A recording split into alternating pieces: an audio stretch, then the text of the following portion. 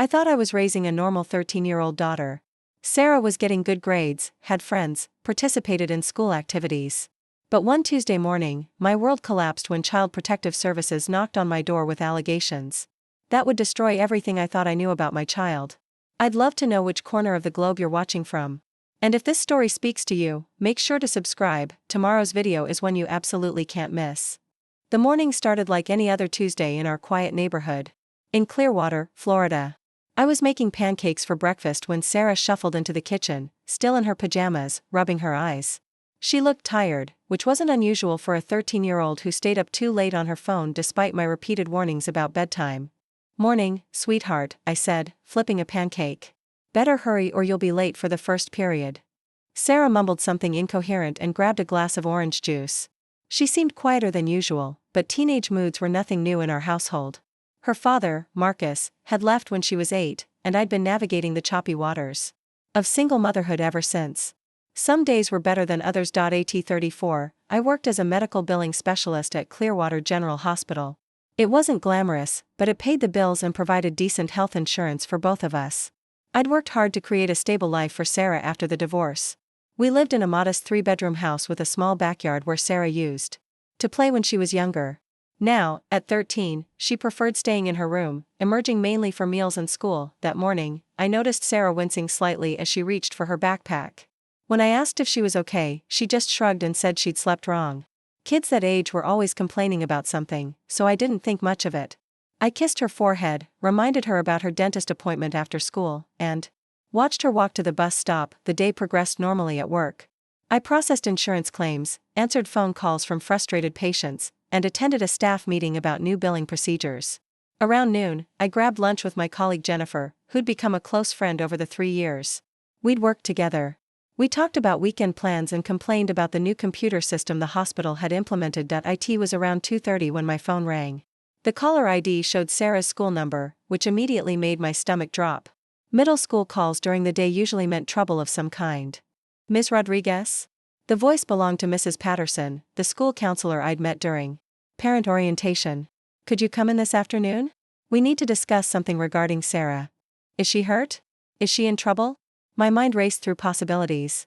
Maybe she'd been caught cheating, or gotten into a fight, or been disrespectful to a teacher. "She's fine physically," Mrs. Patterson said carefully. "But we do need to talk. Could you be here by 3:15? I told my supervisor I had a family emergency and left work immediately. The drive to Clearwater Middle School took 12 minutes. But it felt like hours. I kept trying to figure out what Sarah might have done.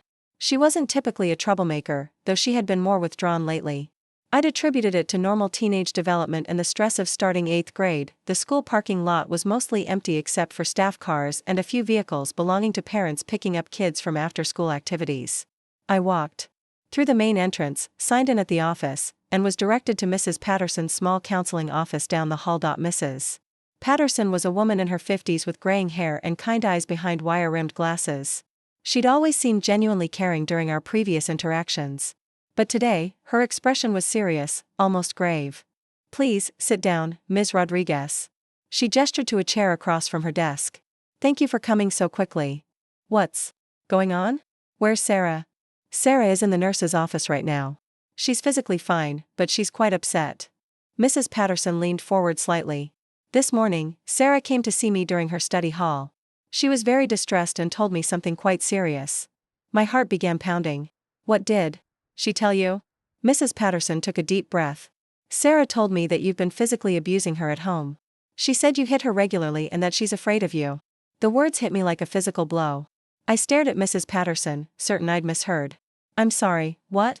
She showed me what appeared to be bruises on her arms and back. She was crying. "And said she was scared to go home because you might hurt her again." "That's impossible." The words came out as barely a whisper. "I would never hurt Sarah. Never. There has to be some mistake." Mrs. Patterson's expression remained sympathetic but professional. "I understand this is shocking to hear. But as a mandated reporter, I'm required by law to report suspected child abuse to the proper authorities. I've already contacted Child Protective Services, and they'll be conducting an investigation." The room began to spin slightly. This couldn't be happening. I'd devoted my entire life to protecting and caring for Sarah since her father left. I'd never so much as spanked her, let alone physically abused her. The accusation was so far from reality that I couldn't even process it properly. Can I see her? Can I talk to her? I asked. I don't think that's advisable right now. Sarah is quite upset, and we want to make sure she feels safe. A CPS caseworker is on their way to interview her here at school, where she feels comfortable. This is insane. I love my daughter. I would never hurt her. My voice was getting louder, and I could hear the desperation creeping in. You've met me multiple times. Do I seem like someone who would abuse a child? Abuse can happen in any family, regardless of how things appear on the surface, Mrs. Patterson said gently. I'm not making any judgments about you personally. I'm simply following protocol to ensure Sarah's safety. I felt like I was drowning. How could my own daughter accuse me of something so horrible? And more importantly, how could she have bruises that she claimed I'd caused? I racked my brain trying to remember any recent incidents where Sarah might have been injured, but I came up empty. What happens now? I managed to ask. The CPS caseworker will interview Sarah here at school today. They'll likely want to interview you as well, and they'll probably visit your home to assess the situation. In the meantime, Sarah will need somewhere safe to stay. Safe? She's safe with me. I'm her mother. I understand your frustration, but until the investigation is complete, CPS may require Sarah to stay with a relative or in temporary foster care. The word foster care made my blood run cold. My daughter, who I'd raised alone for 5 years, who I'd tucked into bed every night and made breakfast for every morning, might be taken away based on false accusations I couldn't understand. Can I call my sister? Sarah could stay with her. My sister Amanda lived about 20 minutes away and had always had a good relationship with Sarah. That's possible, if CPS approves the placement and your sister passes a quick background check. I fumbled for my phone with shaking hands and called Amanda. She answered on the second ring, and I tried to explain the situation without falling apart completely. Amanda was shocked but immediately agreed to take Sarah in temporarily while things got sorted out. An hour later, I found myself sitting in the school parking lot, watching my sister drive away with my daughter. Sarah hadn't even looked at me when she came out of the building. She'd kept her head down, clutching a small overnight bag that the nurse had helped her pack with items from her locker. The CPS caseworker, a stern woman named Ms. Thompson, had interviewed me briefly and informed me that they'd be visiting my home the following morning to conduct a thorough investigation. She'd given me a business card and a list of my rights, but everything felt surreal, like I was watching someone else's life implode. That night, I sat alone in my house, staring at Sarah's empty bedroom. Her stuffed animals were still arranged on her bed exactly as she'd left them that morning. Her backpack sat by the door where she'd dropped it after school countless times before. Everything looked normal, but nothing was normal anymore. I called in sick to work the next morning. At exactly 9 o'clock, Ms. Thompson arrived with another caseworker and what appeared to be a police officer. They spent 2 hours going through every room in my house, taking photographs, asking questions about our daily routines, examining Sarah's bedroom for signs of trauma or disturbance. They found nothing, because there was nothing to find.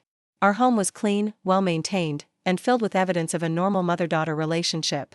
Photos on the refrigerator showed Sarah and me at various school events, birthday parties, and family gatherings. Her room was typical for a 13-year-old girl, decorated with posters of her favorite musicians and cluttered with the detritus of teenage life. We'll need you to come in for a formal interview tomorrow, Ms. Thompson informed me as they prepared to leave. And we'll need contact information for Sarah's father, her pediatrician, her teachers, and any other adults who regularly interact with her. After they left, I called my sister to check on Sarah. Amanda said she was quiet but seemed okay. She was doing her homework and had eaten dinner the night before, though she'd gone to bed early claiming she was tired. She won't talk about what happened, Amanda told me. Every time I try to bring it up, she changes the subject or says she doesn't want to discuss it. That night, I barely slept. I kept replaying every interaction I'd had with Sarah over the past few weeks, searching for any clue that might explain her accusations. Had I been too strict? Too demanding? Had I misread her teenage attitude as normal when she was actually crying out for help in some way I'd missed? A lot of love and effort went into bringing this story to life. If you're enjoying it, we'd be so grateful if you'd subscribe to our channel. Now, back to where we left off, but no matter how hard I examined our recent conversations and interactions, I couldn't find anything that would lead to this moment. We'd had typical mother-daughter disagreements about homework, chores, and screen time, but nothing that rose to the level of conflict that might drive a child to make false accusations against a parent. The formal interview with CPS took place in a sterile conference room at their offices downtown. Ms. Thompson and another caseworker asked me detailed questions about my relationship with Sarah, my parenting methods, my work schedule, my social life, and my mental health history. They wanted to know about my divorce from Marcus, my dating life since then, my financial situation, and my support system. I answered every question honestly, even when it felt invasive and humiliating. I provided contact information for Sarah's pediatrician, Dr. Williams, who had been seeing her since she was 5 years old. I gave them the names and numbers of my coworkers, my neighbors, Sarah's teachers, and anyone else who might be able to vouch for my character as a mother. The bruises on Sarah's arms and back are consistent with physical abuse, Ms. Thompson informed me during the interview. They appear to be in various stages of healing, suggesting ongoing violence rather than a single incident. That's impossible. I repeated for what felt like the 100th time. I have never hit my daughter. Not once. Not ever. Then how do you explain the injuries? I don't know. Maybe she fell? Maybe she got hurt at school? Maybe she bruises easily? I was grasping at straws, desperately trying to find an explanation that made sense. The investigation continued for several more days. CPS interviewed Sarah multiple times, both at school and at my sister's house. They spoke with her teachers, her friends, and her pediatrician. They conducted background checks on both me and Amanda. They examined Sarah's medical records for any previous signs of abuse. Dr. Williams, thankfully, was able to provide character testimony about our relationship. He'd observed us together during regular checkups and had never seen any signs that Sarah was afraid of me or that I was anything other than a loving, attentive mother. He confirmed that Sarah had never come to him with injuries that appeared suspicious or consistent with abuse. Sarah's teachers were similarly puzzled by the allegations. Mrs. Henderson, her English teacher, said Sarah had always spoken positively about me and often mentioned things we did together on weekends. Mr. Garcia, her math teacher, said Sarah seemed like a well-adjusted kid from a stable home environment, but despite the lack of supporting evidence, the bruises on Sarah's body were undeniable. Someone had caused those injuries, and if it wasn't me, then who? And more importantly, why was Sarah claiming that I was responsible? A week into the investigation, something strange happened that would change everything. I was sitting in my living room, scrolling through my phone mindlessly while waiting for another update from CPS, when I received a text from an unknown number. Is this Elena Rodriguez? I think we need to talk about your daughter. My heart jumped. I stared at the message, unsure whether to respond. It could be a reporter, a neighbor, or worse, someone trying to exploit our family's crisis for their own purposes. But something about the tone made me curious. I typed back, "Who is this?" The response came quickly, "My name is Rebecca Chong. I'm a mother at Eastside Middle School. My daughter Mia knows Sarah.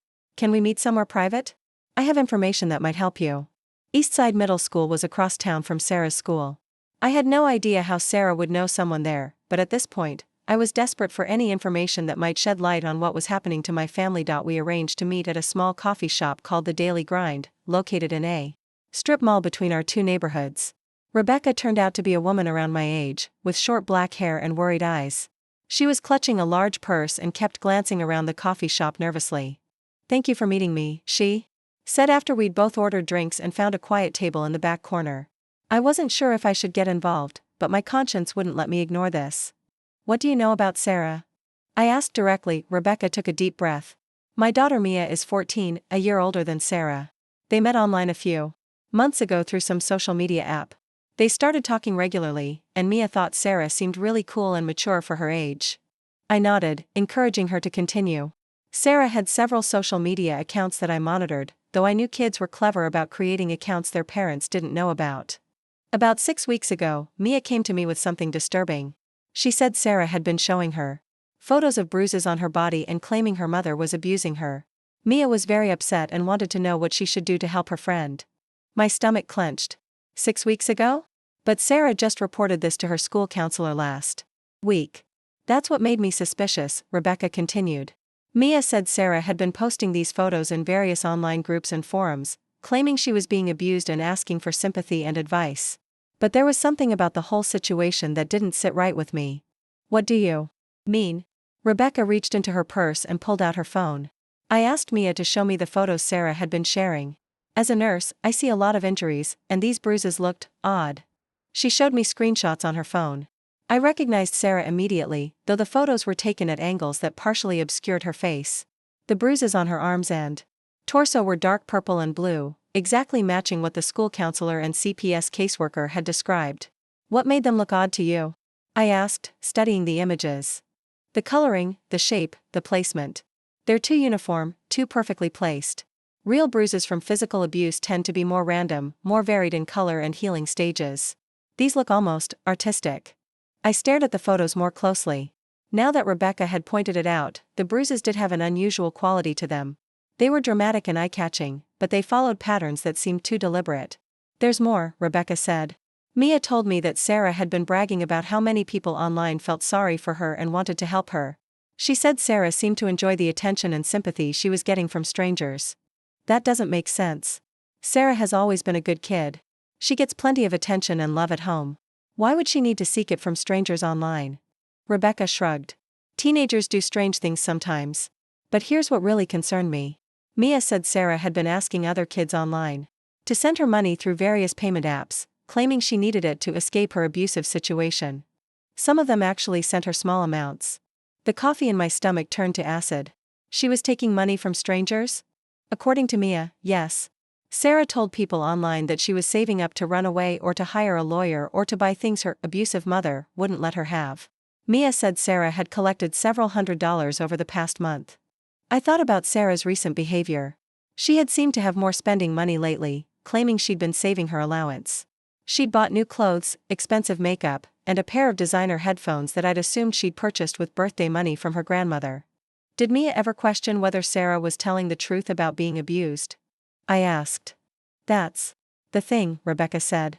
Mia started having doubts when Sarah posted photos of fresh bruises on the same day they'd spent hours video chatting. Mia said Sarah seemed perfectly happy and normal during their conversation, not like someone who had just been beaten by her mother. And the bruises appeared too quickly to be real. What do you mean? Mia said they talked at 3 in the afternoon, and Sarah seemed fine. Then at 8 that evening, Sarah posted photos of severe bruising that supposedly happened right after their call. Real bruises don't develop that quickly or that dramatically. I felt a mixture of relief and horror. Relief that there might be an explanation for what was happening that didn't involve me being a child abuser. Horror that my own daughter might be capable of such elaborate deception. Why didn't Mia report this to adults sooner? I asked.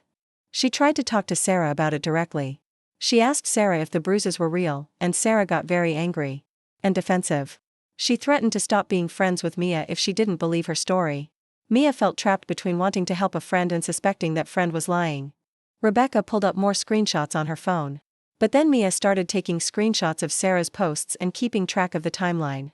She noticed inconsistencies in Sarah's stories, contradictions about when injuries supposedly occurred, and photos that looked increasingly fake. Fake how? Look at this one, Rebecca pointed to a photo showing dark bruises on Sarah's shoulder blade. See? How the edges are too sharp. And the color is too uniform?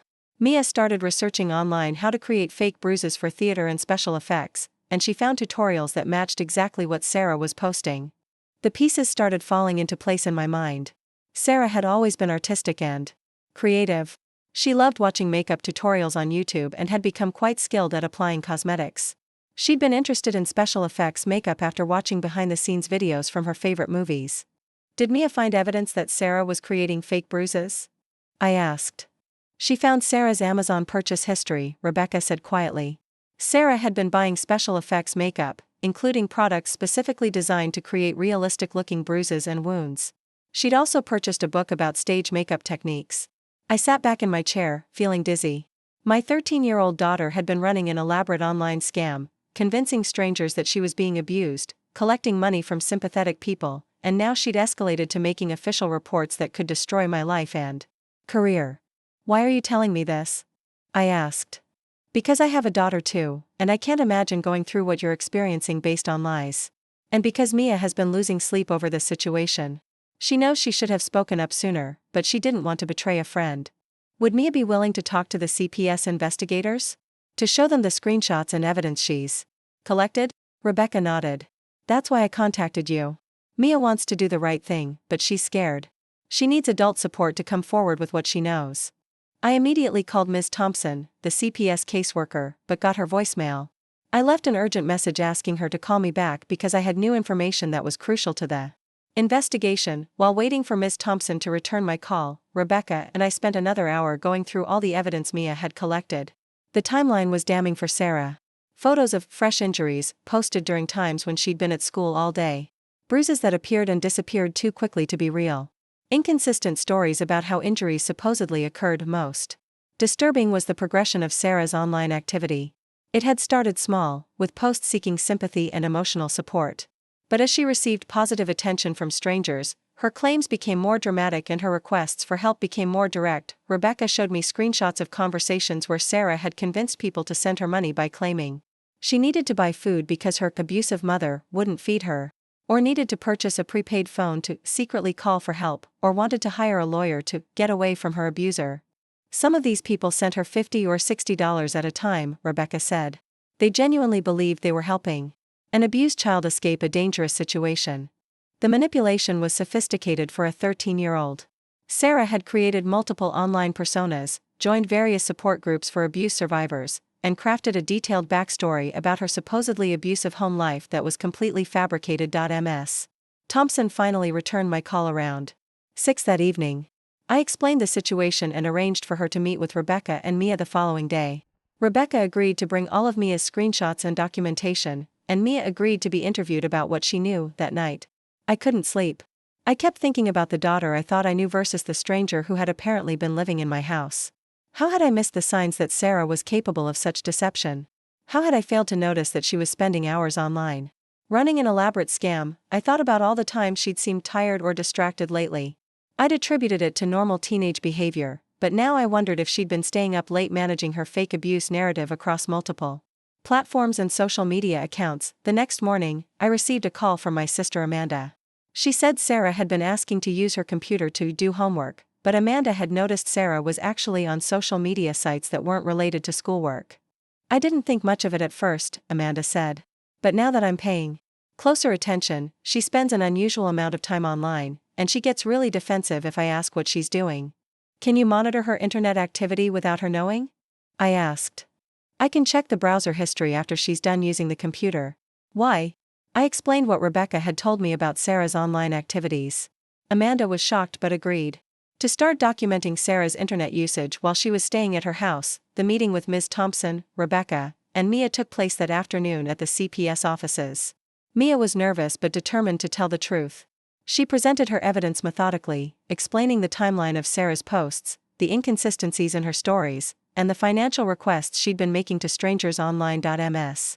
Thompson examined the screenshots carefully, asking detailed questions about dates, times, and the platforms where Sarah had been active. She seemed particularly interested in the photos of the fake bruises and the evidence that Sarah had purchased special effects makeup supplies. This is very concerning, Ms. Thompson said after reviewing everything. If these allegations are accurate, it suggests that Sarah has been engaging in fraudulent activity and making false reports to authorities. What happens now? I asked. We'll need to conduct additional interviews with Sarah, and we'll need to examine her internet activity more thoroughly. We'll also need to verify the purchase history that Mia mentioned and determine the full scope of Sarah's online activities.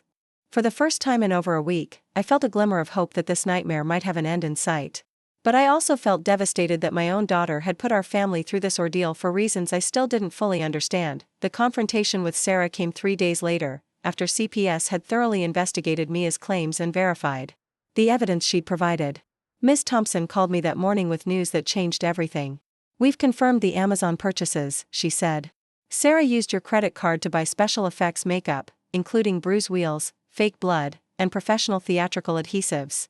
The purchases were made over a 6-week period, always in small amounts that wouldn't raise suspicion on your statements. I grabbed my laptop and pulled up my credit card account online.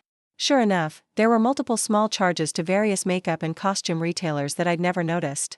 Mixed in with legitimate purchases for groceries and household items, they'd been easy to overlook. We've also traced her online activity, Ms. Thompson continued. Sarah created accounts on at least 12 different platforms under various fake names. She joined support groups for abuse survivors, teen crisis forums, and even some crowdfunding sites where she solicited donations. The scope of Sarah's deception was staggering. While I'd been working to support us and trying to be a good mother, she'd been building an elaborate alternate reality online where she was the victim of horrific abuse at my hands. The total amount she collected from strangers appears to be over $800, Ms. Thompson said. She received payments through multiple digital apps and even had some people send gift cards to a P.O. box she rented using a fake ID. A fake ID? How did a 13-year-old get a fake ID? We're still investigating that. But Sarah is clearly more sophisticated in her deceptions than we initially realized. Ms. Thompson arranged for a formal interview with Sarah at the CPS office that afternoon. My sister Amanda would bring her in, and I would be allowed to observe through a one-way window while a trained investigator questioned her about the evidence they discovered. I arrived at the CPS office an hour early, too nervous to sit at home waiting. The observation room was small and sterile, with uncomfortable chairs facing a large window that looked into the interview room. Ms. Thompson explained that Sarah wouldn't be able to see me, but I'd be able to hear everything through speakers. When Amanda arrived with Sarah, my heart broke a little. My daughter looked smaller and younger than her 13 years, wearing a hoodie and jeans, her hair pulled back in a messy ponytail. She seemed nervous but not particularly scared, which struck me as odd given the circumstances. The investigator, a woman named Dr. Martinez who specialized in interviewing children, began with gentle questions about Sarah's living situation at Amanda's house and her general well-being. Sarah answered politely, maintaining the persona of a traumatized child seeking safety. Then Dr. Martinez pulled out a tablet and began showing Sarah screenshots of her online posts. "Sarah, I'd like to ask you about some photos and messages that were posted from accounts we've traced back to you," Dr. Martinez said calmly. I watched Sarah's body language change immediately. Her posture stiffened, and she began fidgeting with her sleeves. But her voice remained steady when she answered. "I don't know what you're talking about." Dr. Martinez showed her a photo of bruises on her arm that Mia had screenshot. This image was posted from an account called sadgirl_2024 on Tuesday, March 15, along with a message saying your mother had hurt you the night before.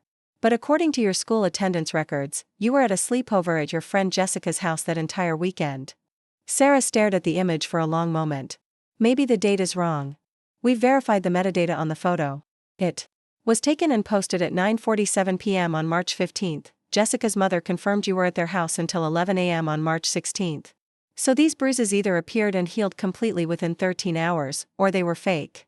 I could see Sarah calculating her response, trying to find a way out of the contradiction. It was chilling to watch my daughter's mind work this way. "Maybe I got hurt at Jessica's house and just forgot exactly when it happened," Sarah said weakly. Dr. Martinez pulled up more evidence. "Sarah, we found purchase records showing that fake bruise makeup was bought with your mother's credit card and delivered to your address.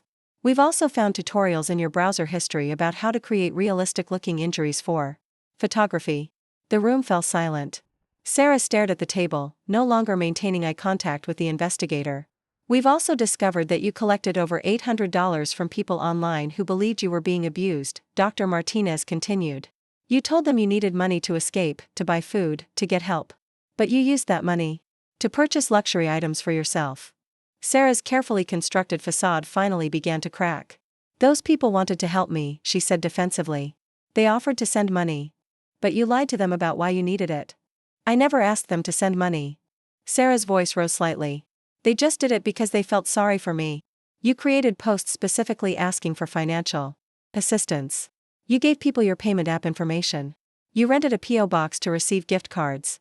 That's not people spontaneously helping you, that's you actively soliciting donations under false pretenses." I watched my daughter's expression shift from defensive to angry to something that looked almost like pride. It was as if she was impressed with her own cleverness, even as she was being confronted with the evidence of her deception. "Sarah," Dr. Martinez said gently, "help me understand why you did this. Were you unhappy at home? Did you feel like you weren't getting enough attention from your mother?" Sarah was quiet for a long time. When she finally spoke, her voice was smaller, more like the 13-year-old she actually was. "Everyone online cared about me," she said. "They worried about me and asked how I was doing and wanted to make sure I was okay. They said nice things and told me I was brave and strong. But you were getting attention and love at home too, weren't you?" Sarah shrugged. "It's different. Mom just does mom stuff because she has to. These people chose to care about me because they wanted to." The psychology behind Sarah's actions began to make sense, though it didn't make them any less devastating.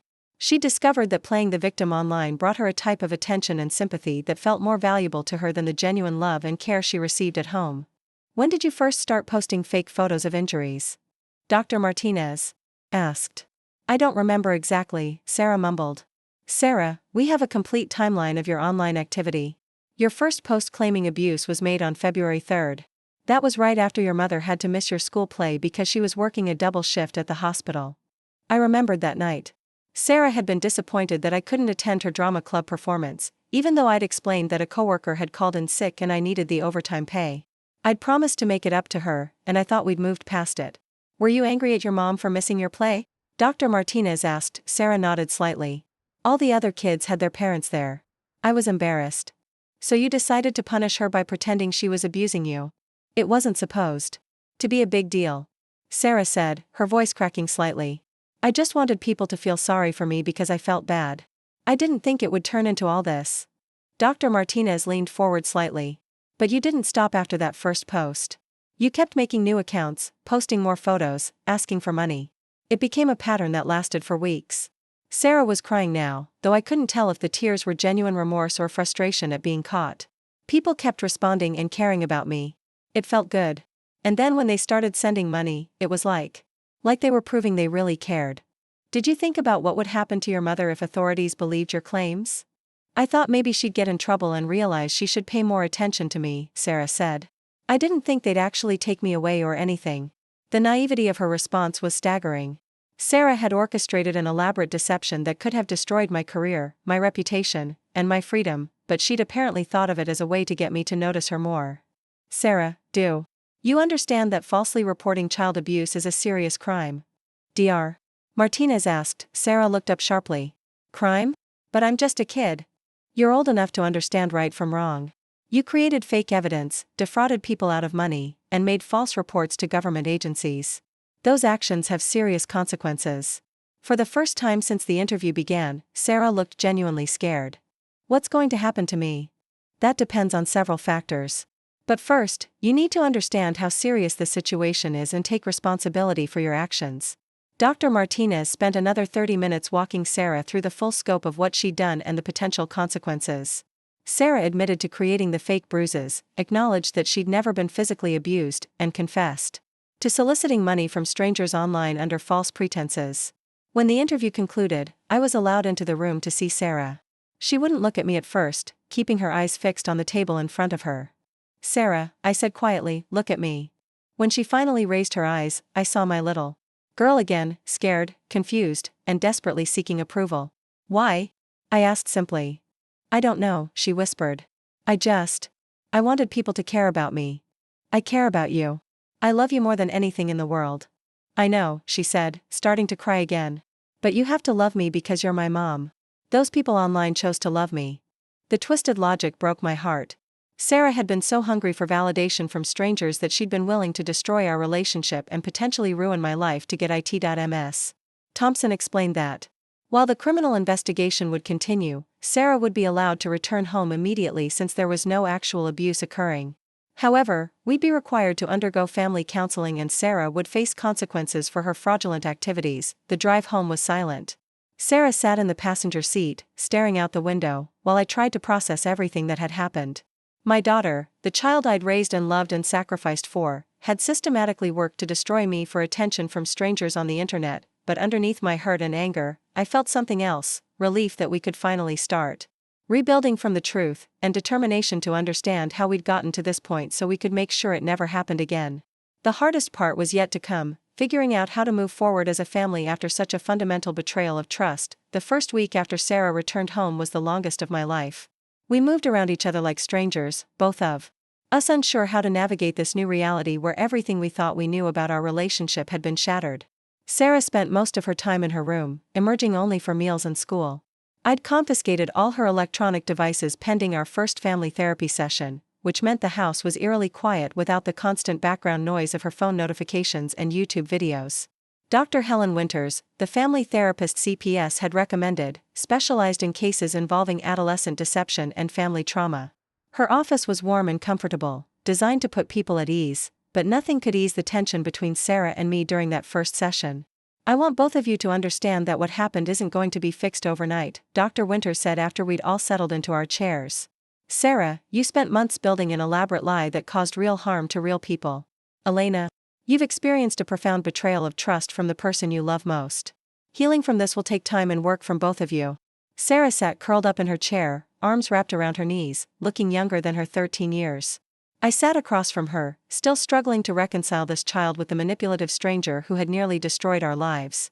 Sarah, let's start with you, Dr. Winters said.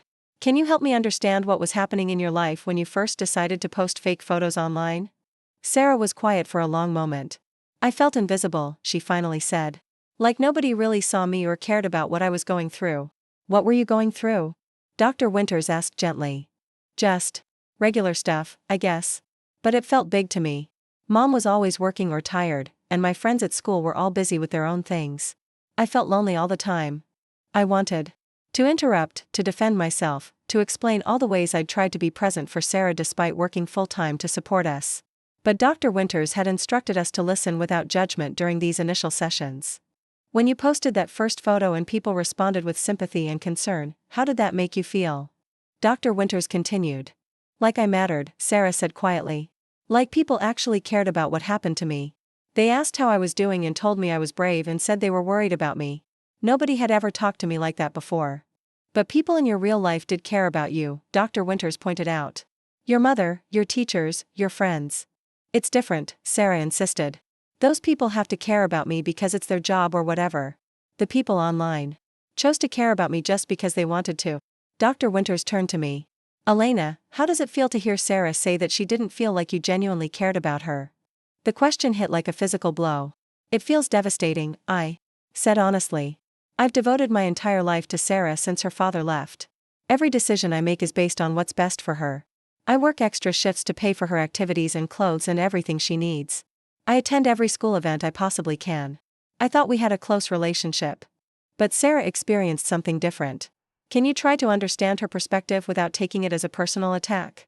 I took a deep breath. I can try. But it's hard to accept that all my efforts to show love and care weren't enough to prevent her from feeling so desperate for attention that she'd fabricate abuse. Sarah flinched at the word fabricate, and I realized how harsh that sounded. Sarah, Dr. Winters said, when you started collecting money from people online, how did you justify that to yourself? They offered, Sarah said defensively. I didn't ask for it at first. People just started saying they wanted to help me escape or get food or whatever. And then when they sent money, it felt like proof that they really cared. But you knew the money was based on lies. Sarah shifted uncomfortably. I tried to tell myself that maybe I was emotionally abused or something, even if Mom never hit me. Like, maybe the way I felt was real even if the bruises weren't. The rationalization was disturbing in its sophistication. Sarah had managed to convince herself that her emotional manipulation was justified because her feelings of loneliness were genuine. Sarah, do you understand that the people who sent you money were victims of fraud? Dr. Winters asked. They wanted to help someone, Sarah said quietly. I just let them help me instead of someone else. But they thought they were helping an abused child escape a dangerous situation. They wouldn't have sent money to help a lonely teenager buy makeup and designer clothes. For the first time, Sarah seemed to grasp the full impact of her deception. I didn't think about it like that, she admitted. Over the following weeks, our therapy sessions began to uncover the deeper issues underlying Sarah's behavior. Her father's abandonment had left her with profound insecurities about whether people would choose to stay in her life. The divorce had happened during a crucial developmental period, and Sarah had internalized the message that love was conditional and temporary. Sarah learned to equate attention with love, Dr. Winters explained to me during a private session. When her father left, she may have concluded that she wasn't worthy of unconditional love. The online attention felt safer because it was based on her ability to generate sympathy rather than on her authentic self. But I've never made her feel like my love was conditional, I protested. You haven't intentionally. But children don't always interpret adult behavior the way we intend. When you worked extra hours to provide for Sarah, she may have experienced that as you choosing work over spending time with her, even though you were working for her benefit. The insights were painful but helpful. I began to understand that Sarah's deception wasn't just about wanting attention, it was about testing whether people would care about her even in the worst possible circumstances. Meanwhile, the legal consequences of Sarah's actions were becoming clear. The district attorney's office had decided to handle her case through the juvenile justice system rather than charging her as an adult, but she would still face formal consequences. Detective Laura Walsh, who specialized in internet crimes involving minors, explained the situation during a meeting at the courthouse. Sarah will be charged with wire fraud, identity theft, and filing false police reports, Detective Walsh said. Because of her age and the fact that this is her first offense, she'll likely receive probation and community service rather than detention time. What about the money she collected? I asked. She'll be required to pay full restitution to her victims. We've identified 17 individuals who sent her money based on her false claims. The total amount is $847. The number felt both smaller and larger than I'd expected. Smaller because it seemed like such a modest sum to risk everything for. Larger because it represented 17 people who had genuinely wanted to help a child in need and had been deceived. Will the victims be notified that they were defrauded by a minor? I asked. They'll be informed that the case has been resolved and that restitution is being arranged. Most fraud victims just want their money back. And assurance that the perpetrator has been caught. Sarah would also be required to perform 200 hours of community service, attend counseling for at least 6 months, and remain under probation supervision for a year. Her internet access would be monitored, and she'd be prohibited from creating new social media accounts without prior approval. The most challenging aspect of Sarah's consequences was explaining to the people she'd deceived why she'd done what she'd done. As part of her restitution process, she was required to write personal apology letters to each person who had sent her money. I watched her struggle with these letters during our evening homework sessions. She'd start writing, then crumple up the paper and start over. The challenge wasn't finding the words, it was facing the reality of what she'd done to real people with real compassion. I don't know what to say to them, she said one evening, frustrated tears in her eyes. How do you apologize for lying about something so serious? You start by taking full responsibility, I said. No excuses, no explanations about why you felt lonely or misunderstood. Just acknowledge that you deliberately deceived them and that it was wrong. But what if they hate me? They have every right to be angry with you. Part of making amends is accepting that some people may not forgive you, and that's a consequence you have to live with. Sarah's letters were eventually completed with help from Dr. Winters, who guided her through the process of expressing genuine remorse without self-pity. Each letter acknowledged the specific amount the person had sent, explained that the abuse claims were completely false, and committed to paying back the money through community service earnings. The responses we received were mixed. Some people wrote back expressing disappointment but appreciation for the apology. Others sent angry letters demanding to know how parents could raise such a manipulative child. A few people never responded at all. One response particularly affected Sarah. A woman named Patricia Martinez had sent $50 after Sarah claimed she needed money to buy food because her abusive mother was withholding meals. Patricia wrote back explaining that she was a single grandmother raising her own grandson after his parents died in a car accident, and that the $50 had come from her very limited budget because she couldn't bear the thought of a child going hungry. She probably didn't eat dinner that night so she could send me money, Sarah said after reading Patricia's letter. She sacrificed her own food to help someone who didn't even exist. It was a turning point in Sarah's understanding of the real-world impact of her actions. The abstract concept of fraud victims became real people with their own struggles and financial limitations who had made genuine sacrifices to help someone they believed was in danger. As we worked through the legal and therapeutic processes, Sarah and I also had to rebuild our day-to-day relationship. Simple interactions like asking about her school day or discussing household rules had become loaded with unspoken tension about trust and honesty. Dr. Winters suggested that we establish new communication patterns that would help prevent Sarah from feeling invisible or unheard while also ensuring that she couldn't manipulate situations to her advantage. Elena, Sarah needs to feel like she can talk to you about difficult emotions without being dismissed or having her feelings minimized, Dr. Winters explained. But Sarah, you need to learn that feeling lonely or overlooked doesn't justify deceptive behavior. We implemented daily check-ins where Sarah was required to share one honest thing about her day, something that had gone well, something that had been challenging, and something she was looking forward to. Initially, these conversations felt forced and artificial, but gradually they became more natural. I also had to confront my own role in the situation. While I hadn't caused Sarah's deception, I had missed signs that she was struggling emotionally. My focus on providing financial stability had sometimes come at the expense of emotional availability, and I needed to find better balance. The road to rebuilding trust would be long and complicated, but for the first time since this nightmare began, I felt like we were moving in the right direction. 3 months after Sarah's confession, an unexpected development threatened to unravel all the progress we'd made. I was at work when my phone rang with a call from Principal Stevens at Sarah's school. Ms. Rodriguez, we need to discuss a situation that's developed with Sarah today, he said, his tone carefully neutral. Could you come in this afternoon? My stomach immediately dropped. Since returning to school after the CPS investigation, Sarah had been walking a careful line, trying to rebuild her reputation among classmates and teachers who had heard rumors about what happened. Most people didn't know the full details, but word had gotten around that there had been family issues involving authorities. What kind of situation? I asked. It's better if we discuss this in person. Can you be here by 3:30? I left work early again, my mind racing through possibilities. Had Sarah been caught in another lie? Was she being bullied because of what happened? Had she hurt someone else with her deceptions? When I arrived at the school, I was surprised to find not just Principal Stevens waiting for me, but also Mrs.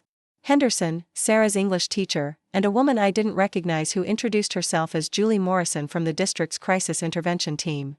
"Please sit down," Principal Stevens said. "We called you because Sarah came to Mrs. Henderson today with some very concerning information." Mrs. Henderson leaned forward. "Sarah told me that there's another student at our school who she believes is faking abuse claims online, similar to what she did. She said she recognized the signs because she knows what to look for now." I felt a wave of relief that Sarah wasn't in trouble, followed immediately by concern about what this meant for another family. "Who is the student?" I asked. "A seventh grader named Madison Chen," Julie Morrison said. Sarah approached Mrs. Henderson during lunch and said she'd been observing Madison's behavior and online activity and believes Madison is copying her methods. "How would Sarah know about this other student's online activity?" I asked, immediately suspicious. "She's supposed to have supervised internet access only." Principal Stevens cleared his throat. "That's part of what we need to discuss." Sarah admitted that she's been accessing social media through friends' accounts at school, which violates the terms of her probation. My heart sank. Just when I thought we were making progress, Sarah had found ways to circumvent the restrictions that were supposed to keep her honest and accountable. But before we address that violation, Julie Morrison continued, "We need to understand what Sarah discovered about Madison. If there's another child engaging in fraudulent abuse claims, we have an obligation to investigate." Mrs. Henderson pulled out a notebook. Sarah provided very specific information. She said Madison has been posting photos of injuries on platforms like Instagram and TikTok, claiming her stepfather hits her. Sarah said the bruises look fake because they have the same artificial quality that hers had. She also said Madison has been asking for money from followers, claiming she needs to escape an abusive situation, Principal Stevens added. Sarah recognized the exact same language and tactics she used. I didn't know whether to be proud of Sarah for potentially helping another family or furious that she'd violated her probation restrictions to discover this information. "What does Sarah want to happen with this information?" I asked. "She says she wants to prevent Madison from going through what you both went through," Mrs. Henderson said. She seemed genuinely concerned about the harm Madison might cause to her family. Julie Morrison opened a file folder. "We've spoken with Madison's parents, the Chens, and they're coming in tomorrow morning. We haven't told them the specifics yet, just that there are concerns about Madison's online activity." That evening, I sat Sarah down for what I knew would be a difficult conversation. "You violated your probation terms," I said directly. "You're not supposed to be on social media at all, even through other people's accounts." Sarah looked down at her hands. "I know. But Mom, I saw what Madison was doing and I knew it was fake. I couldn't just ignore it." "How long have you been accessing social media at school?" "Just a few weeks," she said quietly. "I wasn't posting anything or talking to strangers. I was just looking around. And that's when I noticed Madison's posts." "What exactly did you see?" Sarah explained that Madison had been posting increasingly dramatic photos of bruises and cuts, always with captions about her abusive stepfather and her fear of going home. The posts had garnered significant attention, with hundreds of comments from concerned followers offering help and support. "She's using the same makeup techniques I used," Sarah said. "The bruises are too perfect, too symmetrical. And she's making the same mistakes I made with the timeline." "What do you mean?"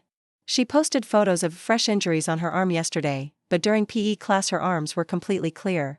I saw her in the locker room. The bruises only appeared in photos she posted after school." I studied my daughter's face, trying to determine if this was genuine concern or if Sarah was somehow trying to deflect attention from her own past behavior by focusing on someone else. "Why did you feel like you had to be the one to expose Madison?" I asked. "Why not let adults handle it?" "Because I knew nobody would believe me if I just said I thought someone was faking abuse," Sarah said.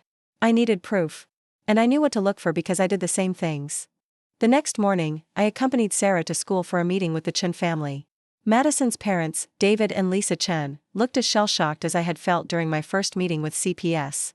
Madison, a petite seventh grader with long black hair, sat between them looking defiant rather than scared, Julie Morrison presented the evidence Sarah had gathered, including screenshots of Madison's posts and a timeline showing the inconsistencies in her claims. David Chen, Madison's stepfather, looked genuinely confused and hurt. "Madison, are these bruises real?" Lisa Chen asked her daughter directly. Madison's defiance cracked slightly.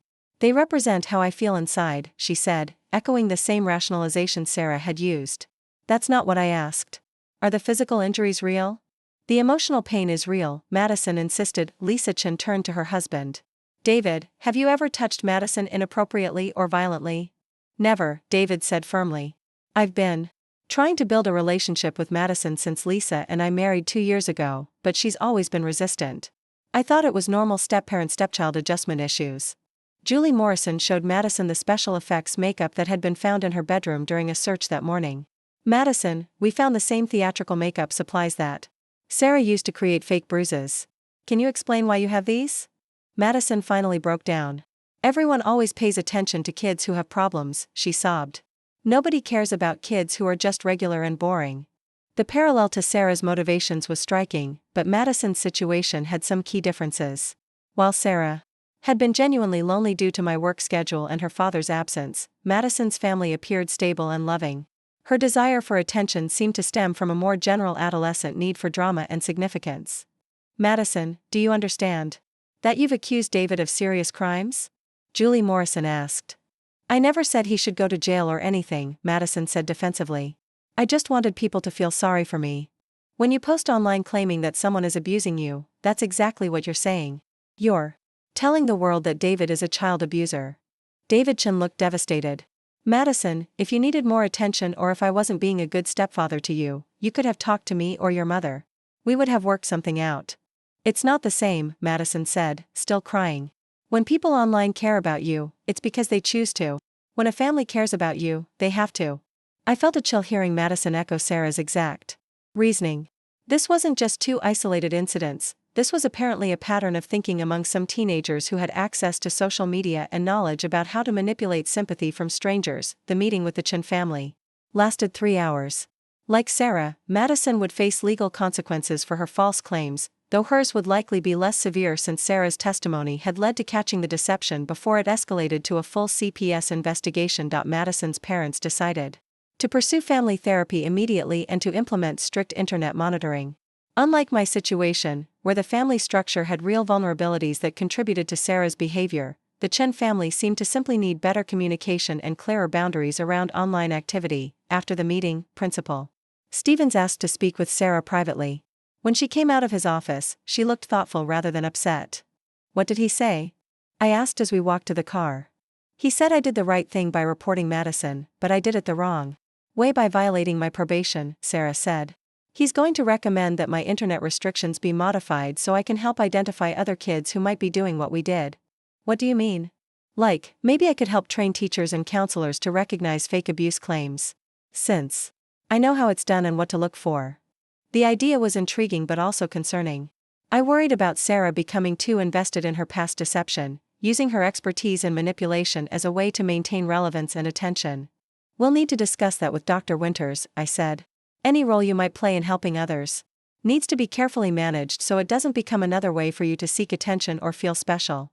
I know, Sarah said. But Mom, what if there are more kids doing this? What if Madison wasn't the only one who copied my idea? The question haunted me. How many other families might be going through what we'd experienced? How many other children had learned Sarah's techniques and were using them to deceive well-meaning adults? That evening, Dr. Winters called to discuss the day's events. She'd already spoken with Julie Morrison and Principal Stevens about Sarah's role in exposing Madison. This could be a positive development in Sarah's recovery, Dr. Winters said. Taking responsibility for the consequences of her actions by helping prevent others from making the same mistakes shows genuine remorse and growth. But I'm worried about her motivations, I said. What if this is just another way for her to get attention and feel important? That's a valid concern, and it's why any involvement she has in helping others needs to be carefully structured and supervised. But Elena, consider this, Sarah could have kept quiet about Madison and avoided admitting that she'd violated her probation terms. The fact that she chose to speak up despite the personal consequences suggests her motivations might be genuine. Over the following weeks, Sarah worked with the school district to develop a presentation about recognizing fake abuse claims online. Her insights proved valuable to administrators and teachers who had never considered that students might fabricate such serious allegations, but the most important development was the change in Sarah herself. For the first time since this ordeal began, she seemed genuinely focused on making amends rather than managing her own image or seeking attention. The road to rebuilding our relationship was far from over, but helping expose Madison's deception had given Sarah a concrete way to turn her past mistakes into something constructive. It wasn't redemption exactly, but it was a step toward using her experience to prevent harm rather than cause it. 1 year after the investigation began, I found myself sitting in a conference room at the Department of Social Services, watching my daughter present to a group of CPS workers, school counselors, and law enforcement officers about recognizing fabricated abuse claims online. Sarah stood at the front of the room with a confidence I hadn't seen in her since before this whole ordeal began. But this confidence was different, less performative, more grounded in genuine purpose. The key thing to understand, Sarah was saying, is that kids who fake abuse online aren't necessarily bad kids. They're usually kids who are hurting in some way and don't know how to ask for help directly.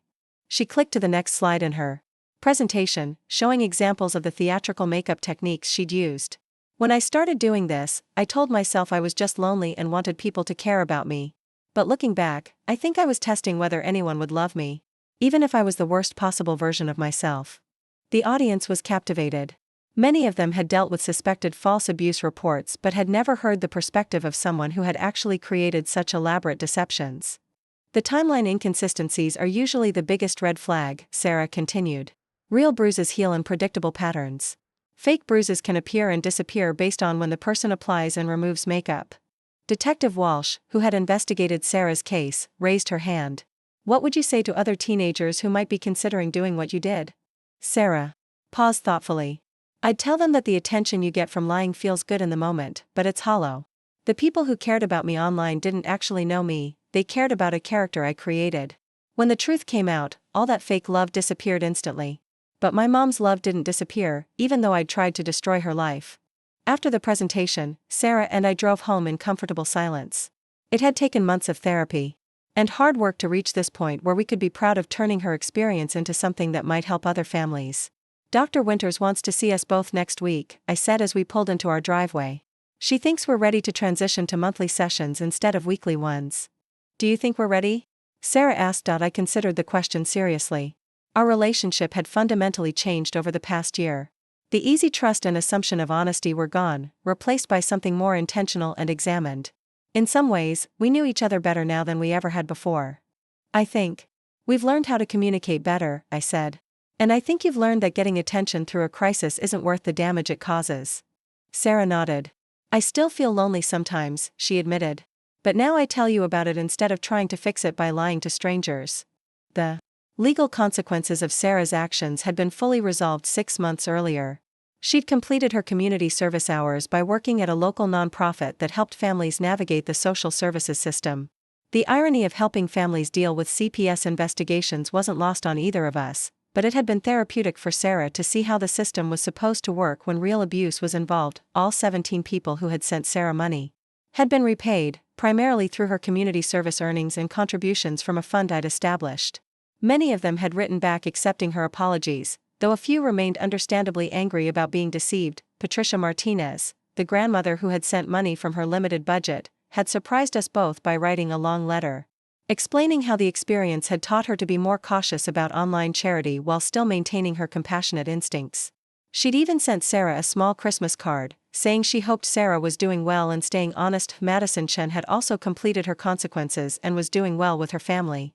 David and Lisa had worked hard to address the underlying communication issues that had contributed to Madison's behavior, and family therapy had helped them all understand each other better. Most importantly, the school district had implemented new protocols for handling suspected abuse reports that included specific training on recognizing potential fabrication. Sarah's presentation had become part of the standard training curriculum for new social workers and school counselors throughout the county. 3 other cases of fabricated online abuse claims had been identified and addressed before they escalated to full investigations, potentially saving other families from the trauma we'd experienced. Mom, Sarah said as we settled into our evening routine, do you think you'll ever completely trust me again? The question caught me off guard, though. I'd been expecting it eventually. I trust you differently now, I said honestly. I trust that you understand the consequences of lying and manipulation in a way you didn't before. I trust that you know how much damage deception can cause. But I also verify things more than I used to. That's fair, Sarah said. I trust you differently too. What do you mean? I trust that you actually want to know how I'm feeling, even when it's complicated or messy. Before, I thought you were just asking because you had to, like part of being a mom. Now I know you really want to understand." It was true. The crisis had forced me to examine my own assumptions about parenting and communication. I'd learned to listen for the feelings behind Sarah's words rather than just responding to the surface content. I'd also learned to share my own struggles and emotions more openly, modeling the kind of honest communication I wanted from her. "Dr. Winters says that some families actually become stronger after going through something like this," I said. "Do you think that's true for us?" Sarah considered this. "We're definitely more honest with each other. And I think we both know now that our relationship can survive really bad things." 6 months later, Sarah asked if she could write an article about her experience for the school newspaper. She wanted to use her real name and tell her story as a cautionary tale for other students. "Are you sure you want your classmates to know all the details?" I asked. "Some of them still don't know the full story about what happened." "That's why I want to write it," Sarah said. "There are probably other kids at school who are struggling with feeling invisible or unimportant. Maybe, if they read about what I did and how badly it turned out, they'll find better ways to deal with their problems." The article Sarah wrote was remarkable in its honesty and self-reflection. She didn't minimize her actions or try to generate sympathy for herself. Instead, she focused on the real harm she'd caused and the lessons she'd learned about seeking attention in healthy versus destructive ways. "I thought I was smart enough to control the situation and stop before it got serious," she wrote. "But lies have their own momentum. Each lie requires more lies to support it, until you're living in a completely fabricated reality that eventually collapses and hurts everyone around you." The response to the article was overwhelmingly positive. Several students approached Sarah to thank her for her honesty and to share their own struggles with feeling overlooked or unimportant. 2 students privately disclosed to school counselors that they'd been considering creating fake crisis situations online for attention, and Sarah's article had helped them understand why that would be destructive. Most meaningful to me was the final paragraph of Sarah's article. "I almost destroyed my relationship with my mom, who is the best person I know and who has always loved me unconditionally. I thought I needed strangers on the internet to validate my worth, but the truth is that the people who really know you are the ones whose opinions matter. I spent months building fake relationships based on lies when I already had a real relationship based on love. I just hadn't learned how to appreciate it yet." 2 years after the investigation, Sarah was thriving academically and socially. She joined the drama club, where she could channel her theatrical talents in positive ways. She'd also become involved in peer counseling programs at school, helping other students navigate typical teenage challenges without resorting to destructive behavior. Our relationship had indeed become stronger, built on a foundation of hard-won honesty and mutual respect. We still had our typical mother-daughter disagreements about homework and chores and social activities, but underneath those surface conflicts was a deep understanding of what really mattered. Sarah had learned that genuine connection requires authenticity, even when authenticity feels vulnerable and uncertain. I had learned that being a good parent meant being emotionally available and present, not just providing material support and stability. The experience had taught us both that love isn't just a feeling, it's a choice to stay committed to someone, even when they disappoint you, hurt you, or reveal aspects of themselves that are difficult to accept. On the anniversary of that first terrifying phone call from the school, Sarah and I had dinner at the same restaurant where we'd celebrated her 13th birthday, just weeks before her deception began. We talked about how much had changed and how much we'd both grown. "Do you ever regret that it happened?" Sarah asked as we shared dessert. "I regret the pain it caused," I said. "But I don't regret what we learned about each other and about ourselves. I think we're better people now than we were before." "Even me?" Sarah asked. "Even though I did such terrible things?" "Especially you," I said. "You've taken responsibility for your actions, made amends to the people you hurt, and used your experience to help others. That takes real courage and character." As we drove home that night, I reflected on how dramatically our lives had changed. The naive assumption that bad things happen to other families had been shattered, replaced by the hard-earned knowledge that any family can face unexpected crises that test their bonds, but we'd also learned that families can survive almost anything if they're willing to do the hard work of honest communication, genuine accountability, and unconditional love.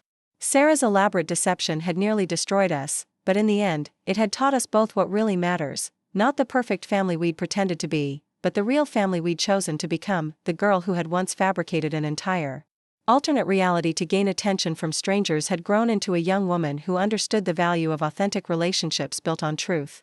And the mother who had once worked so hard to provide material security that she'd missed her daughter's emotional needs had learned to prioritize presence over productivity. We weren't the same people who had lived through that crisis, and that was exactly as it should be. Sometimes the worst things that happen to us become the catalyst for becoming the best versions of ourselves, if we're brave enough to learn from them rather than just survive them. Looking for more? We've got 2 amazing stories ready for you. Right on screen. If this one touched you, these are absolutely worth your time. Click to watch them now. And hey, subscribe and hit that bell to never miss our latest uploads.